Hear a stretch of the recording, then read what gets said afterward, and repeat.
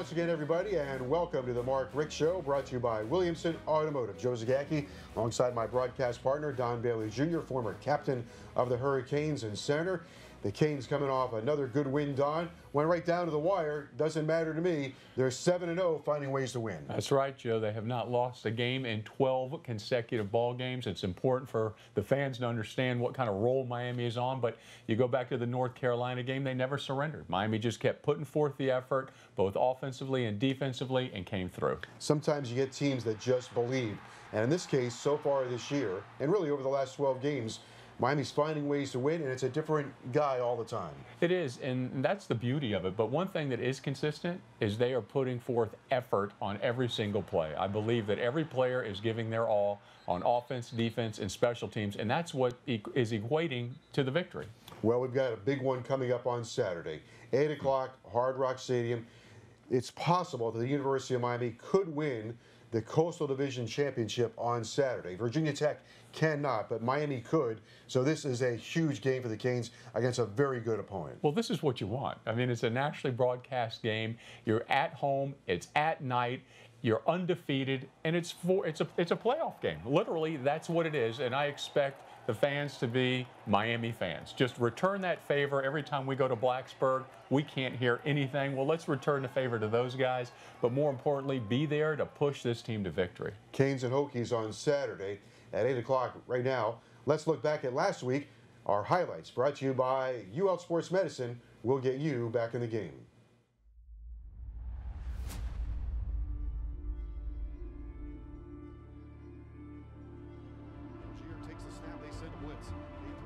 Homer, he's got it at the 20, 25, 30. Homer cuts left at the 35. He's got the 40. Middle of the field, cross midfield, down to the Carolina 48-yard line for Travis Homer. 3rd and 5, 6-0 Carolina. 2 minutes to go, second quarter. Rozier will go up top, looking left, down the middle. Herndon's got it. Down at the 30, breaks the tackle. Open field at the 10, at the 5. It's a Miami touchdown. Chris Herndon breaks the tackle and goes 51 yards. Rozier pumps once and lets it fly. Thomas is wide open. He's got him at the 30, 20, 15, 10, and goes left at the 5. Jeff Thomas, touchdown, Miami. 78 yards, Rozier on the first play of the third quarter. Strikes gold for the Hurricanes. Firing deep from Rexton Berrios. He's got him! A diving catch along the near sideline. Throws, DJ Dallas has it, breaks the tackle at the 45. Oh, what a beautiful move! Dallas into the open field. He's at the 20, 15, 10, 5, and down to the 4-yard line. Rozier waits for the snap.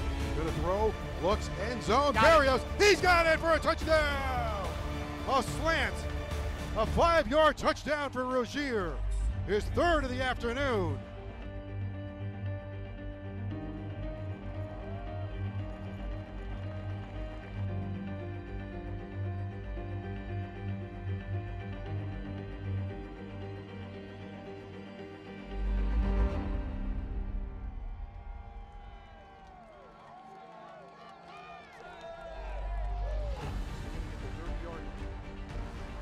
But it's just blocked by Miami.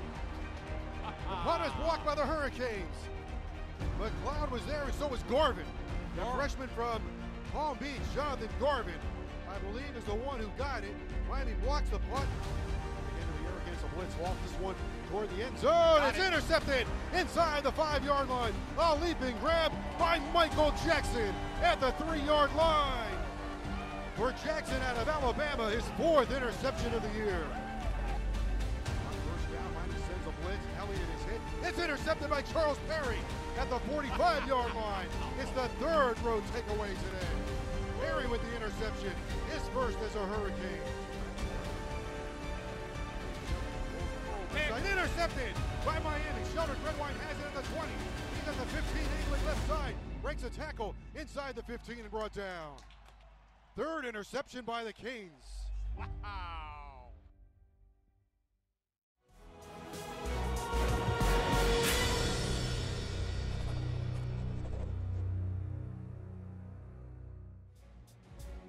Welcome back to the Mark Richt Show, everyone. Brought to you by Williamson Automotive, Joe Zagacki and Don Bailey Jr., and University of Miami head coach Mark Richt.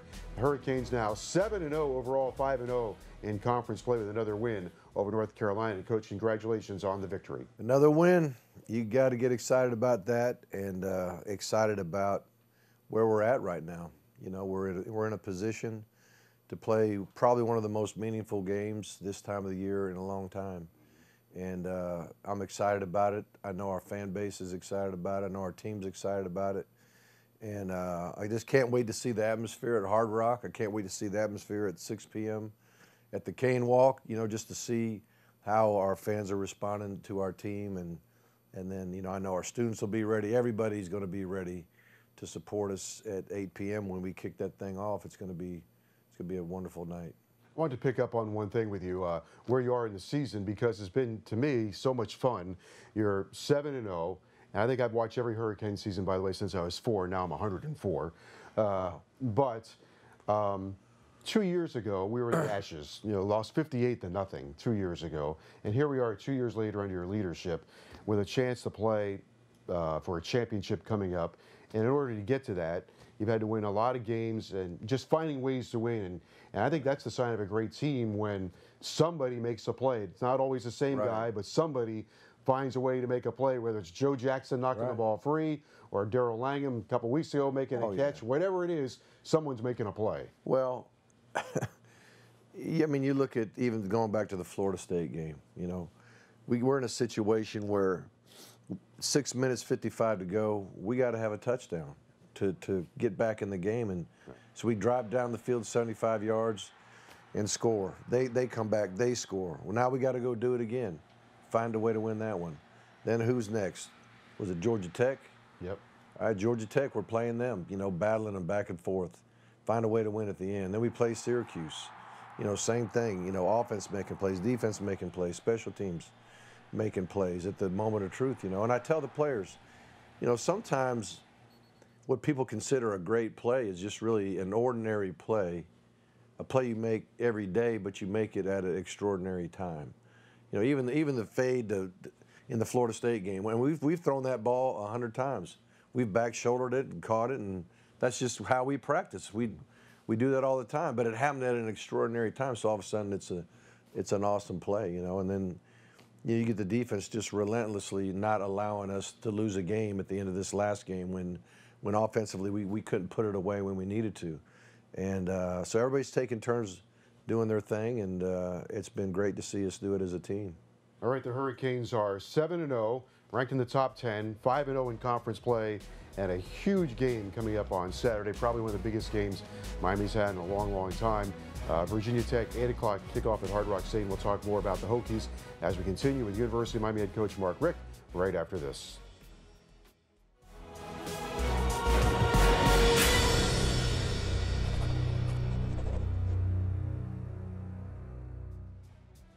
Happy to welcome you back to the Mark Richt Show, brought to you by Williamson Automotive. Miami and Virginia Tech coming up on Saturday at 8 o'clock at Hard Rock Stadium. We'll talk about the Hokies in a second.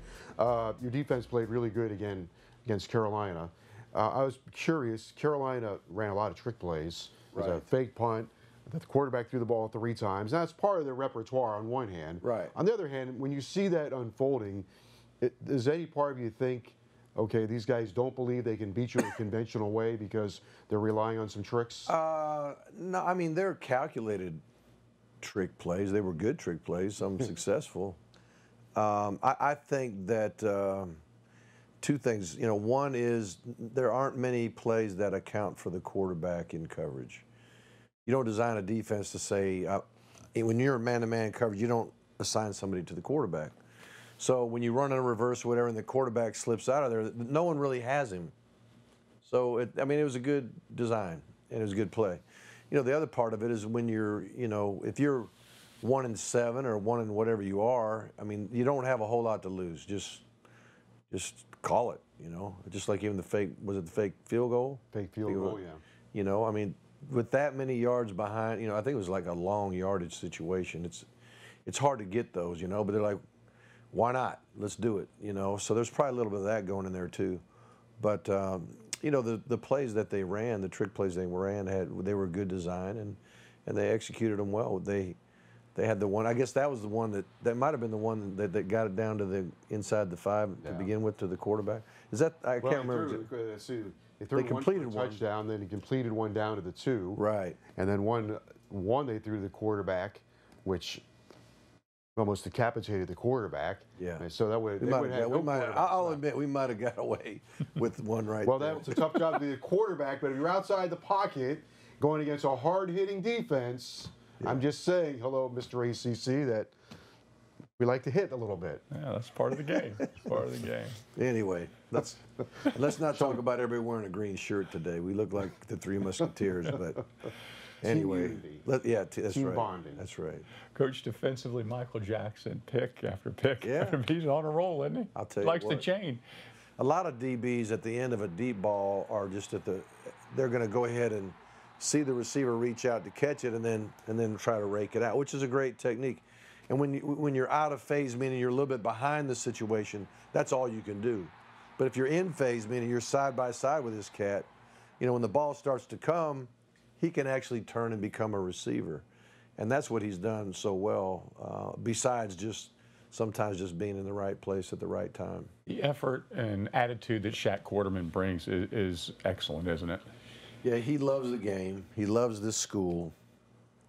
I think he loves, I don't know if the term chasing the ghost of the past. You know what I mean?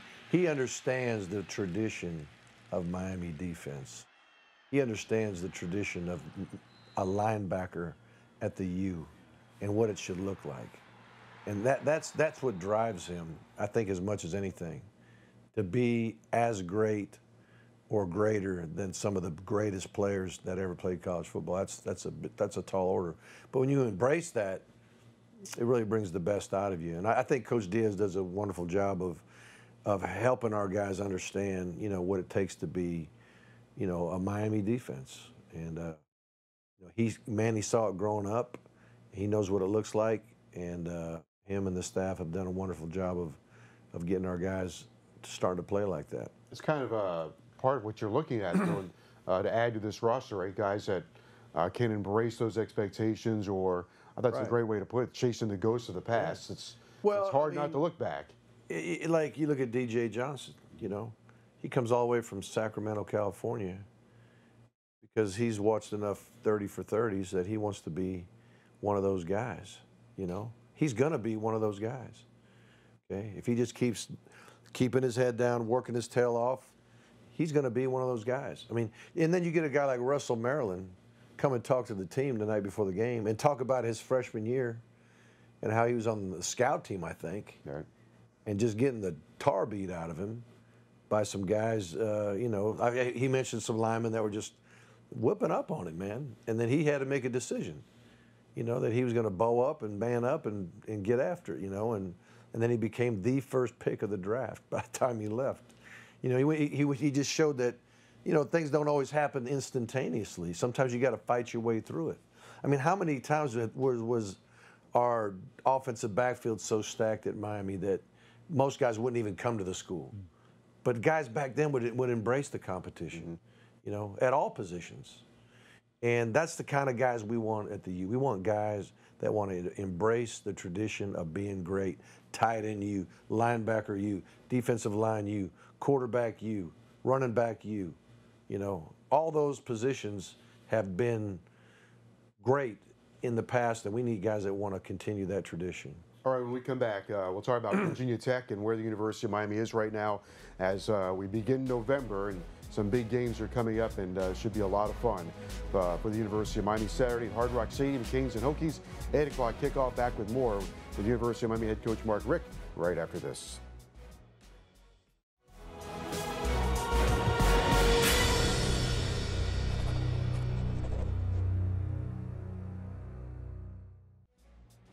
Welcome back, everyone, to the Mark Richt Show, brought to you by Williamson Automotive, Joe Zagacki and Don Bailey Jr., and, of course, University of Miami head coach Mark Richt.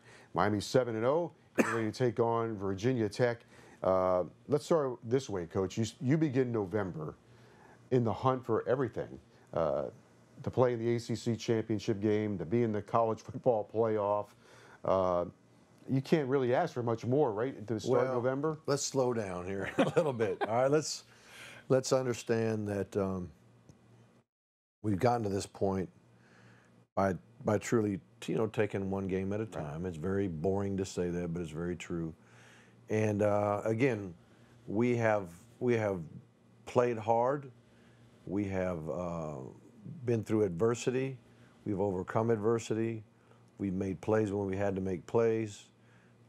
We've gotten stops when we got to have stops. We've scored touchdowns when we got to score touchdowns. We've kicked field goals when we got to kick field goals. So we have found ways to win in really a variety of ways. And so we've put ourselves in position for this moment. And so we need to seize the moment. We understand that. We're playing a really good team. These guys are excellent. Coach Beamer had built a wonderful program, a perennial winner. Then you got Coach Justin Fuentes come in, and he is the real deal as a coach. And he is taken what Frank had put together, and he's built it to fit his style. But he had a lot of good pieces in place, and they are recruiting well. And that's a wonderful place to be. To play football and to be coached. So we're going to be playing a team that's highly motivated, that's coached extremely well, that's very talented. Some of the most talented defensive players will play all year, play on that team. And so it's going to be an unbelievable challenge for us, offense, defense, and kicking game. And it's going to be great to have it at home. It's going to be great to have our fans behind us. How many times, again, I know I said it before, can a fan base make the difference in a game? All you got to do is flinch one time. One lineman jumps off sides one time. To make, instead of 3rd and 1, now it's 3rd and 6. Instead of 1st and 10, it's 1st and 15. Instead of being in field goal range, you're out of field goal. If that just happens one time, it's worth it. But the other thing the fans do too is when we do something great, they accentuate it. If they do something that's not good, it gets accentuated, and it creates energy for our team. But we are playing a super football team. They know they're good. We know they're good, and it's time to see who can win it. All right, so Saturday night, good opportunity for your team. If things break the right way, the University of Miami could win the Coastal. Virginia Tech cannot. They still have 3 games to go inside the conference after our game on Saturday, so they got a little more work. Yeah, this is our 6th game, so we got this one and 2 more, and you truly got to play them one at a time. It's a great challenge, great team. We're going to be playing in an awesome stadium with a bunch of fans ready to rock and roll. And, it's like I told the team, I came back to the U for this kind of game. You came to the U for this kind of game. Virginia Tech went to Virginia Tech for this kind of game. And our fans are going to get a chance to create an atmosphere that's as good as any in college football.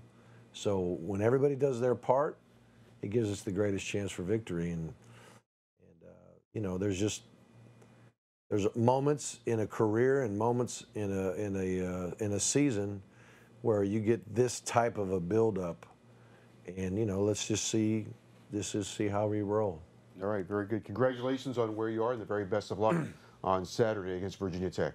All right, looking forward to it. It's Miami and Virginia Tech on Saturday night at Hard Rock Stadium.